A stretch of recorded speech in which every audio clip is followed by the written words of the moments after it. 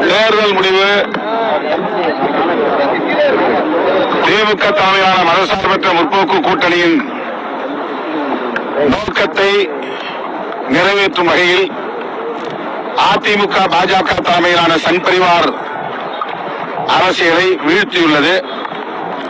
அந்த வகையில் நாங்கள் முன்னெடுத்த முயற்சி மாபெரும் வெற்றி பெற்றதாக எண்ணி மகிழ்ச்சி அடைகிறோம். அதற்காக வாக்களித்த தமிழ் மக்கள் யாவருக்கும் எமது நன்றியை உரித்தாக்குகிறோம்.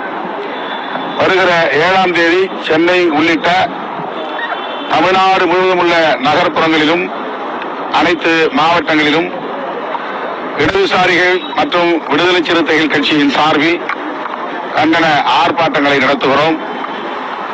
இந்திய ஒன்றிய அரசின்